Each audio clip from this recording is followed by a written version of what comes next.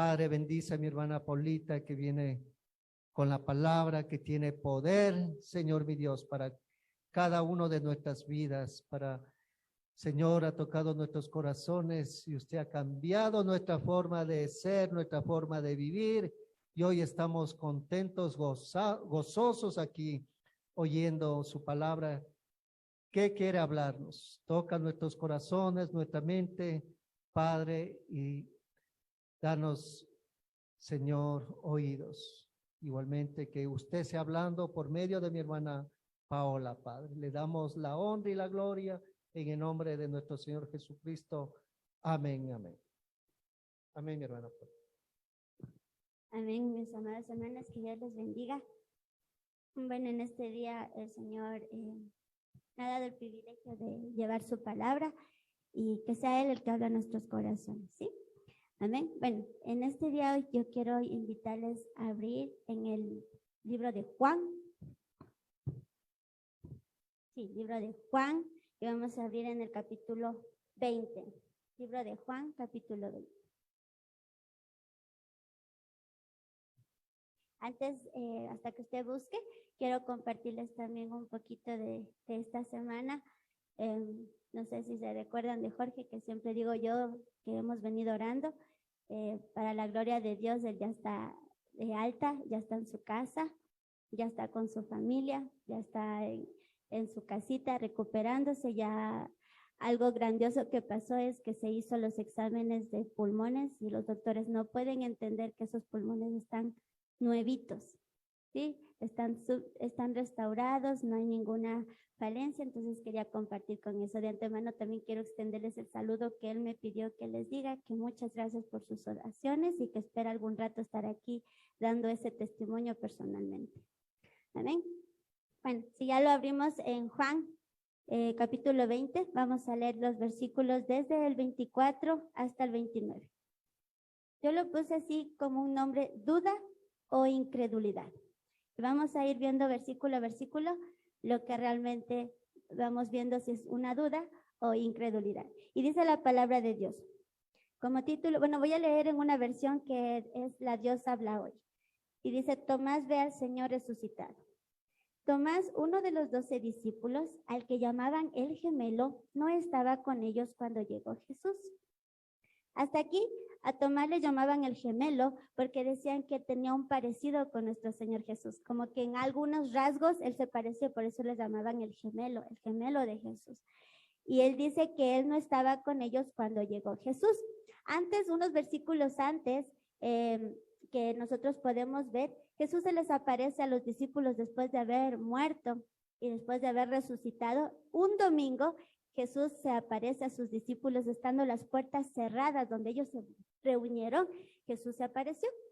Y entonces todos le miraron a Jesús y fue tanta la emoción que me imagino el impacto que tuvieron, y dice que Jesús les dio el Espíritu Santo en ese momento a los discípulos.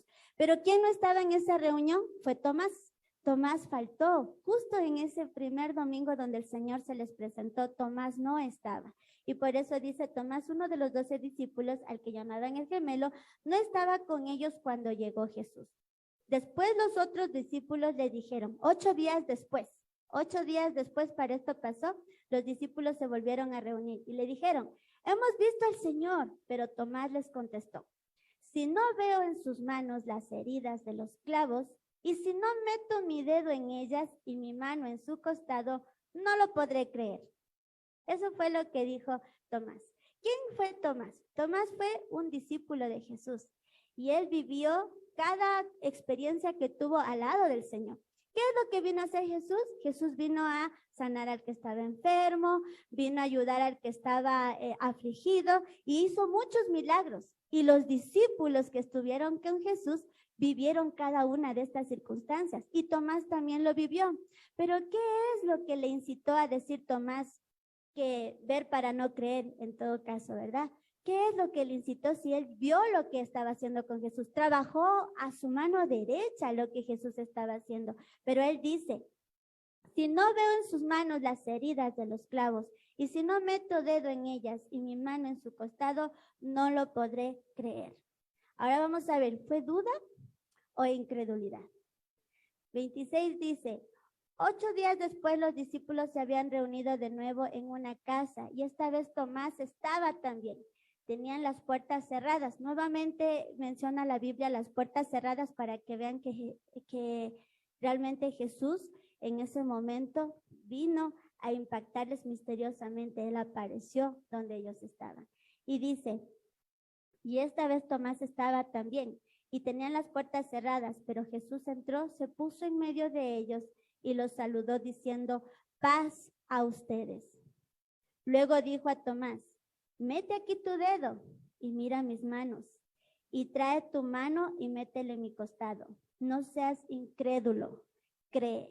Entonces Tomás no tenía duda, él era incrédulo, ¿sí? Él decidió no creer. A pesar de que estuvo con Jesús, él decidió no creer. Y por eso siempre hay una frase, ¿no? Y como dijo Tomás, ver para creer, ¿no? De ahí sale, porque realmente él decidió no creer. Y el 28 dice, Tomás entonces exclamó, mi Señor y mi Dios. Y Jesús le dijo, crees porque me has visto.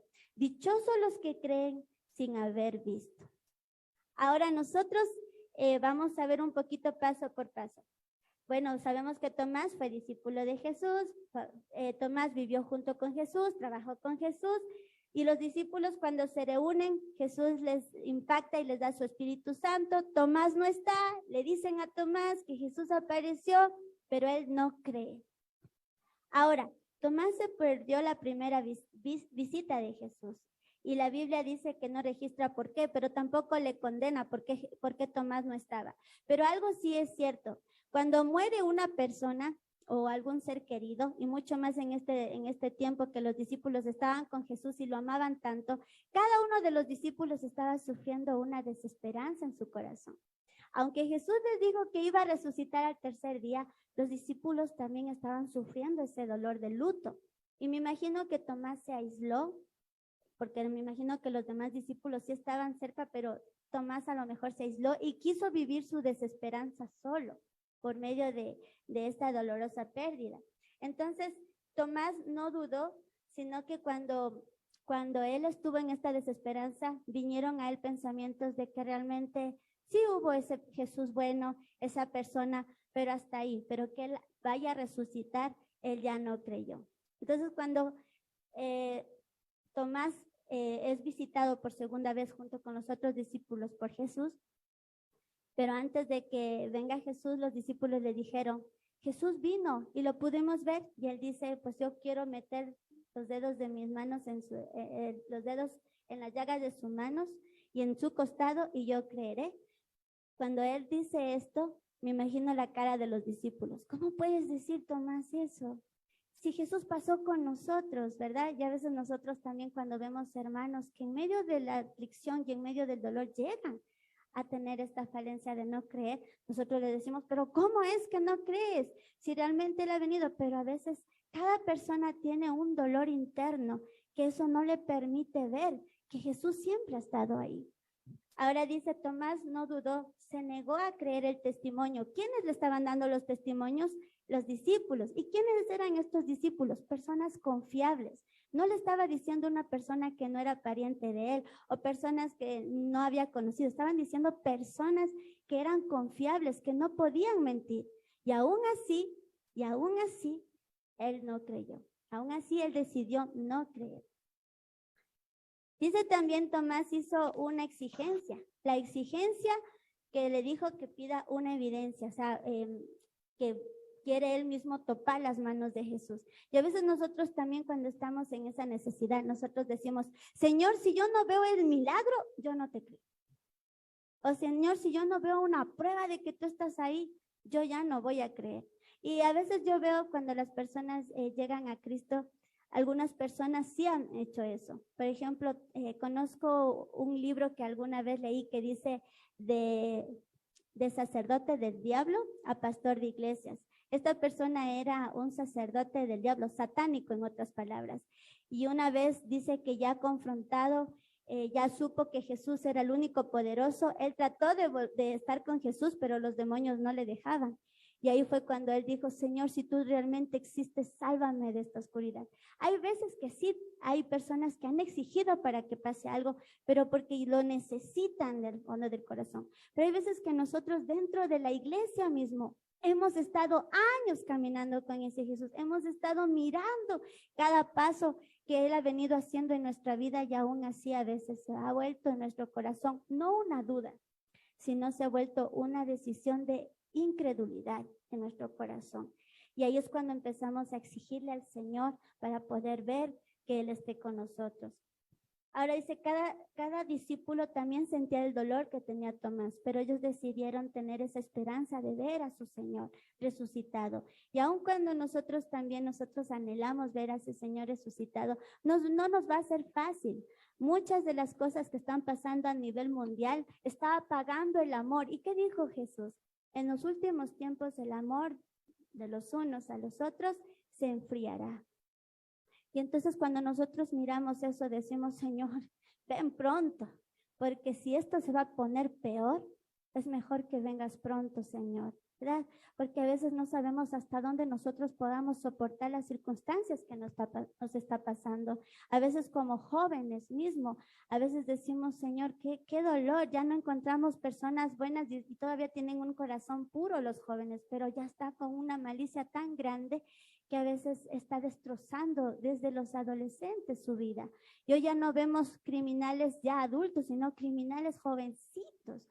Entonces, ¿en qué mundo estamos viviendo? Y a veces nosotros decimos, ¿dónde estás, Dios? Si tú realmente existes, ¿dónde estás? ¿Por qué permites esas circunstancias?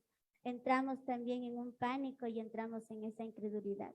Ahora, Tomás, quizás su esperanza, como él tenía que Jesús iba a resucitar, pero como él no estuvo en la primera visita, pasó esos días, a lo mejor él dijo, no, Jesús no resucitó. Él dijo el tercer día y no resucitó. Y como se perdió de la primera visita, pues él pensó y dijo, ya no creo. Y cuando los discípulos le dijeron, él no quiso creer. Entonces la incredulidad de Tomás fue más fuerte y dicha con honestidad a los otros discípulos. Pero gracias a Dios, que es el Señor de oportunidades, dice que el Señor vino por segunda vez a visitar. Y ahí fue cuando le dijo, Tomás, tú no creíste porque te dijeron que yo vine, sino creíste porque me viste. Y ahí es cuando Tomás dice, Señor, Señor mío. Y a veces nosotros necesitamos escuchar las palabras que decimos antes de la situación. ¿Por qué Jesús le repitió lo que él dijo? Porque para volver a un hombre a Cristo es necesario volverle a repetir lo que dijo cuando no estaba bien, sino es repetirle cuando ahorita está ya más tranquilo y todo, para que cause vergüenza en esa persona. Y a veces uno dice, cierto que yo dije eso, qué vergüenza, Señor, ahora sí te creo, porque a veces son cosas que pasan en nuestra vida y es necesario que pasen. Y Tomás pasó esto para que también y quedó escrito en la Biblia para que nosotros nos identificáramos con él, porque a veces ya creemos un día y al día siguiente ya no creemos. Ya creemos un día y al día siguiente es como que algo falta. Y recuerdo una vez que un joven le dijo al pastor, pastor, yo no quiero estar en esta iglesia porque yo no siento la presencia de Dios. Y el pastor le dijo, es que mi hijo, la presencia de Dios no se siente. La presencia de Dios, uno decide estar con Él, caminar con Él. Y cada día Él nos demuestra que en sus abrazos que Él está con nosotros. No es la iglesia, no es el pastor, no son los hermanos, es nuestra vida propia la que decide creer a Dios. Y cuando decidimos creer a Dios, entonces pasan cosas aquí adentro. Pero no es un sentimiento, porque los sentimientos se van, vienen y se van, sino es algo firme que está aquí en nuestro corazón, que nosotros mismos nos levantamos, pero no por nuestras fuerzas, sino por las fuerzas de Dios. ¿Se imagina si una iglesia se sintiera la presencia de Dios todos los días y uno dijera, tengo que ir a la iglesia porque en la iglesia siento la presencia de Dios y en mi casa no, y en la iglesia sí y en mi casa no? Qué vacíos seríamos. Pero Dios es bueno porque no se siente la presencia de Dios en la casa de Dios, sino en todo lugar, en su trabajo, en su casa, en medio del problema, en medio de la felicidad. Entonces, por eso usted no tiene que decir, no siento la presencia de Dios, sino usted tiene que decidir sentir esa presencia. ¿Y cómo decide sentir esa presencia? Orando, leyendo su palabra, porque si usted está un lunes sin leer la palabra, un martes sin leer la palabra, un miércoles sin leer la palabra, un jueves sin leer la palabra, obviamente va a sentir la presencia de Dios en la iglesia porque ahí va a leer la palabra, pero usted necesita todos los días decidir estar con la presencia de Dios leyendo su palabra.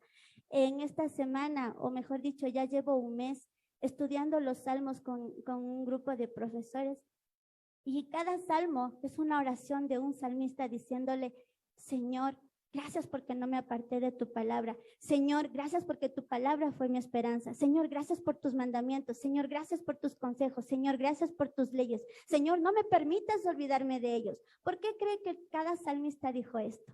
Porque en medio de la prueba, los salmos son escritos por personas que sufrieron, que estuvieron en angustia, que estuvieron alegres, que estuvieron tristes, que estuvieron fuertes, que estuvieron débiles, y todos ellos exclaman que fue gracias a la ayuda de la palabra de Dios. Y recordemos que en los salmos ellos no tenían el Antiguo ni el Nuevo Testamento. Recordemos que en los salmos los que escribieron los salmistas, ellos solamente tenían el Pentateuco o también las profecías, se puede decir, de que iba a venir un Jesús.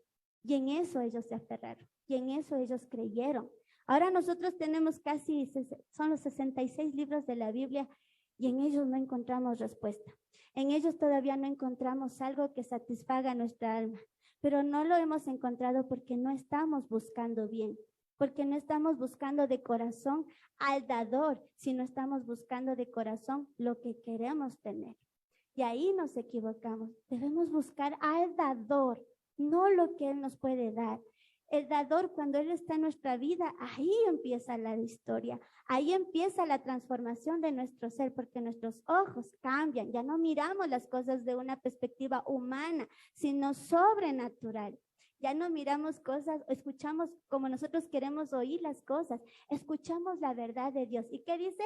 Recibiréis la verdad y la verdad os hará libres. ¿Libres de qué? De pecado, de mentira, de contiendas. ¿Quién de ustedes no ha tenido alguna raíz de amargura en el corazón por una persona que les hizo daño? Todos hemos tenido esa amargura.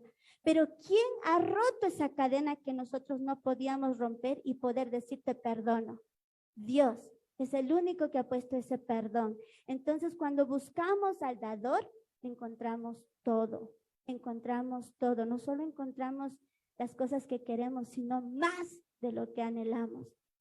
Y dice, una manera segura de hacer que nuestra vida sea dedicada a Dios es hallar en lo que el Señor ya nos ha dejado. Ya no espere más porque ya no hay más. Si usted sigue esperando más para rendirse a Dios, si usted quiere solamente decir, bueno, voy a probar, Señor, voy a probar. Ya creo que llevo 25 años probando y hasta ahora usted sigue ahí, ha estado perdiendo su tiempo. El Señor lo quiere utilizar, el Señor ha tenido esa misericordia y esa compasión. Nos ha dado talentos, nos ha dado dones, pero a veces andamos con las manos en el bolsillo y andamos diciéndole a la gente que no tenemos nada que ofrecer, cuando somos los hijos del Rey y que el Señor nos ha dado dones para poder ayudar a las personas. Y no se trata de ayudar con sus recursos. ¿Cuándo dijo el Señor, sígueme y ayuda con tus recursos? No, ¿verdad? Jesús dijo, sígueme, y Él dijo que nos enviará tal como el Padre lo envió. ¿Y cómo lo envió Jesús? Sí, es verdad, Él no tenía dónde recostar su cabeza, Él no tenía una casa, no tenía un barco propio, pero ¿Dios lo desamparó? No. ¿Dios nos desamparará a nosotros? No, pero eso se llama fe. Y la fe es la única que mueve montañas. Tal vez Tomás fue incrédulo, pero esto nos forma a nosotros para nosotros tener fe. Y ese versículo que dice el 29, dice, Jesús dijo, ¿crees porque me has visto? Dichosos los que creen sin haberme visto. Cuando nosotros podemos ver por medio de la fe, no por medio de la vista, pasan cosas hermosas en nuestro corazón. Porque cuando Jesús le dijo estas palabras, les dijo claramente a todos, gracias por creer, aun cuando no me vieron en la primera visita, ustedes sabían que yo iba a volver.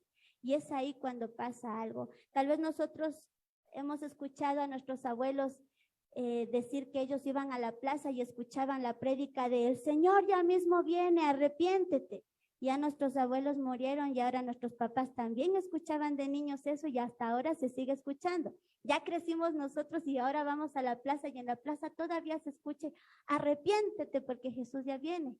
La pregunta es, todo el tiempo predican ya Jesús viene, ha pasado mucho tiempo y Él no ha venido. ¿Pero por qué no vendrá?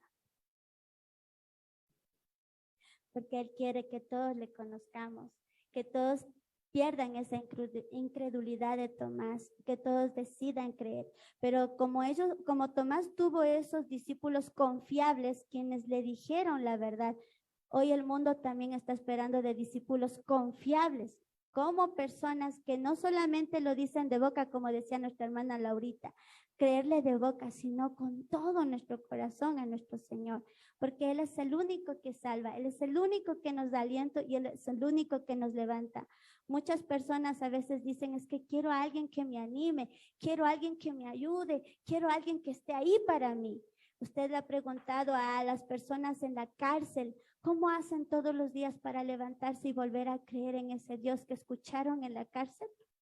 Ellos no tienen nada alrededor que les anime. Al contrario, ahora está pasando muchas situaciones dentro de la cárcel y aún así deciden creer todos los días. ¿Qué pasa con aquellas personas que están en esos países donde están muriendo? No tienen nadie que les anime, o tal vez 5 personas que estén ahí, sino a veces se han encontrado solas predicando la palabra. Y no les puedo decir que ellas mismas se han levantado, que ellas mismas se han animado, no, sino que ellos han visto a ese Dios real y ese Dios real los anima todos los días. Tanto que a veces yo mismo digo, wow, Señor, ¿qué es tanto que ha impactado en esas personas que van a otro lugar llevando tu palabra y no se desaniman, sino que se animan más viendo cómo han muerto sus amigos, siguen adelante? Y nosotros aquí con las manos de pronto escondidas diciendo, bueno, Señor, yo te creo, te amo, pero que trabaje mi hermano, yo todavía no. Y no es así, hermanos. La incredulidad nos enseña a nosotros a ponernos sentados y esperando que algo pase. La fe, en cambio, es aquella que nos levanta y no esperamos que algo pase, sino hacemos que el Señor haga lo que tiene que hacer. Así que les invito a que todos pongamos la confianza en ese Dios. Yo sé que en medio de los problemas es difícil ver a Dios, que lo primero que se nos pasa es la angustia, es incertidumbre y la ansiedad. Todo se nos pasa menos lo que Dios pueda hacer. Pero cuando nosotros nos fijamos en Dios, es algo rotundo que pasa en nuestro corazón todos los días. Y hay una palabra que el Señor siempre nos dejó y está escrito muchísimas veces, no recuerdo, creo que son 360 veces, no temas. Y si Él puso esa palabra, es porque Él pelea con nosotros, lucha con nosotros, se levanta con nosotros, pero anhela que nosotros empecemos a mirarlo a Él. Pero nosotros miramos la montaña y luego lo miramos a Él. Cuando el Señor dice, yo soy más grande que tu montaña, yo soy más grande que el problema que tienes, solo decide. Y a veces, ¿cómo uno se decide? Esa es la intimidad. Esa es la intimidad cuando uno está solo. Busque un lugar en su casa donde tenga un tiempito y donde pueda ahí entrar y llorar y contarle a Dios. Porque si no pasa eso en su vida a diario, no pasará jamás si usted no decide hacerlo hoy. La relación es individual. No puedo decir mi mamá ya está orando por mí, así que a mí me va a ir bien. No puedo decir mi papá ya ora por mí, así que yo estoy bien. No puedo decir mi papá es pastor y yo como soy su hijo, derechito me voy al cielo. No, todo es individual. Es una relación de amor. Y si nosotros no decimos sí a esa relación de amor, nadie va a decir por nosotros sí. Por eso el Padre nos dice, vengan a mí que mi yugo es fácil y ligera mi carga. Ven a mí y te haré descansar. Así que con eso en pensamiento, quiero que ustedes se pongan de pie en este momento y escuchen esta alabanza.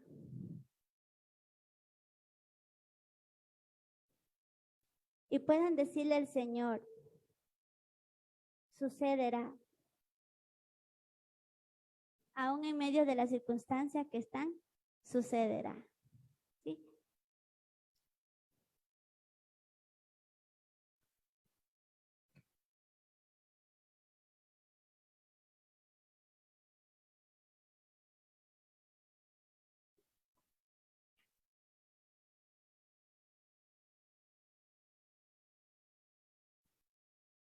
Cada palabra que se escribió en la Biblia no es en vano.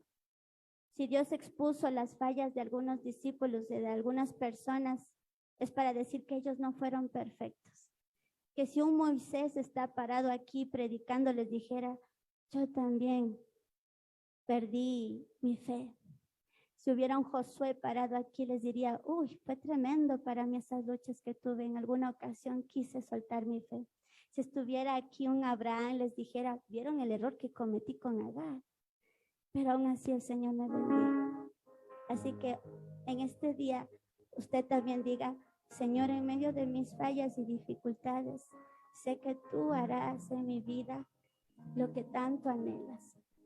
Señor, hoy me entrego con todo mi corazón y levanto mi voz, porque es la única que tú me has dado, Señor, para clamarte y pedirte que pongas esa fe en mi corazón. Y gracias por este bello, Señor, momento de oración.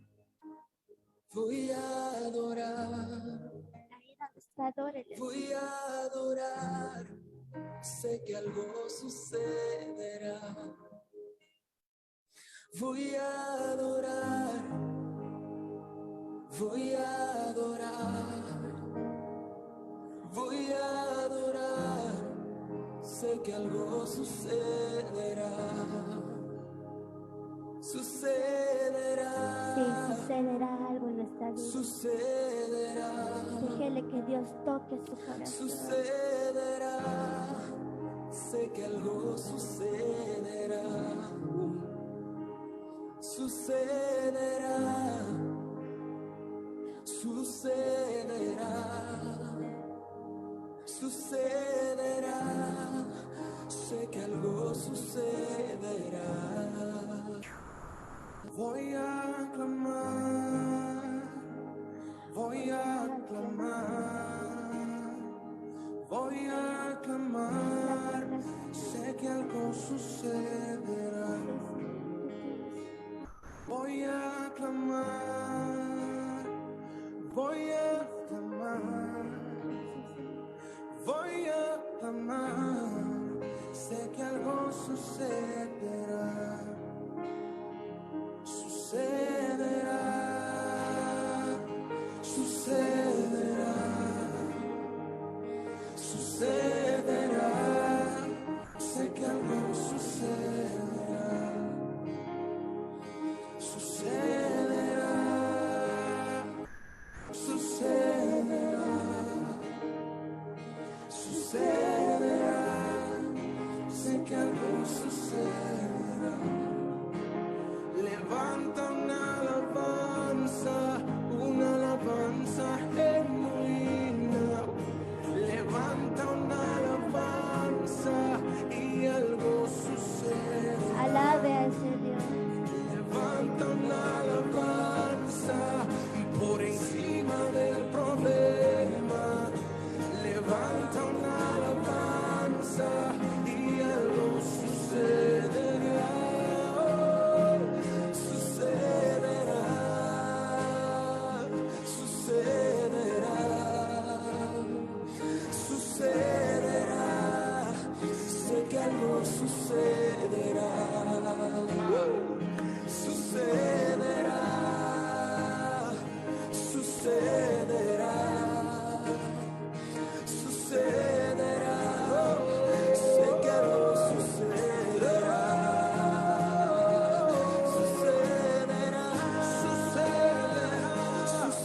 sucederá,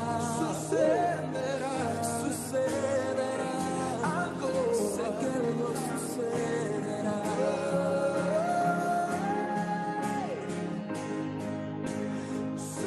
Si hoy con su familia hay algún problema, alguna dificultad, póngalo en las manos de Dios, porque algo sucederá.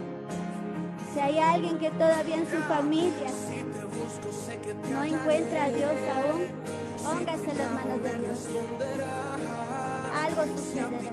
Sé que me abrirás, algo sucederá, cosas que ojo no han visto, cosas que nadie ha escuchado, sucederá, sucederá.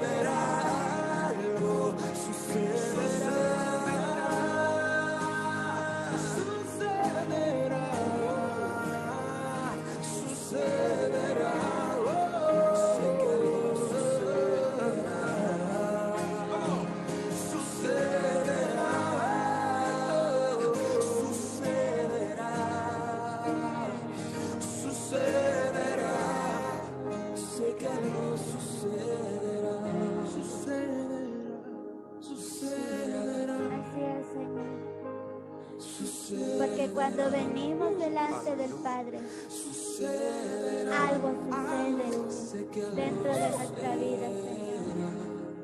Señor, tú conoces el anhelo de cada persona que está en este lugar. Señor, tú conoces la prueba o la dificultad que está pasando. Señor, te pedimos como iglesia, Señor, haz la obra, Señor. Tú eres el Dios real. Tú eres un Dios poderoso. Eres nuestro papá. Y nosotros somos tus hijos, Señor. Señor, hoy nos reconciliamos contigo, Señor. Aun cuando Tomás, Señor, pidió evidencia, aún así te presentaste delante de él, y él te pudo decir, Señor mío y Dios mío. Hoy te decimos, Señor nuestro y Dios nuestro. Gracias, Señor. Toca lo que tengas que tocar. No me importa el lugar, no. No me importa el lugar, ni mucho menos la circunstancia que esté viviendo. ¡Ah! Sucederá, yo lo creo, sucederá. Con tu adoración, sé que algo sucederá. Cuando oras en silencio, sucederá. Cuando clamas en silencio, sucederá. Cuando adoras en silencio, sucederá. Yo sé que algo sucederá. Yo sé que sucederá. Yo sé que sucederá. Porque he visto la mano de Dios en mi vida. Sucederá contigo. Sé que algo sucederá. Algo sucede. Algo sucede. Algo sucede. Y si usted le pasó como a Tomás, dígale, Señor mío y Dios mío, perdóname. Hoy creo que estás conmigo.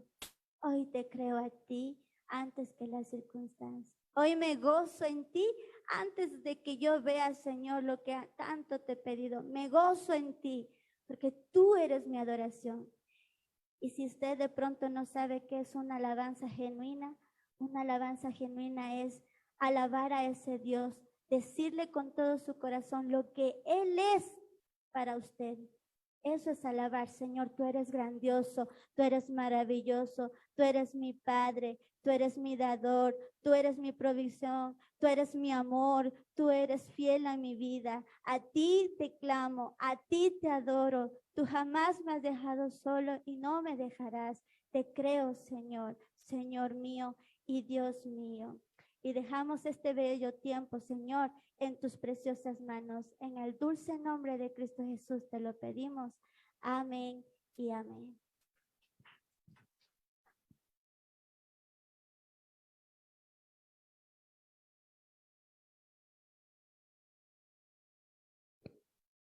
Amén, mi hermanita Paola.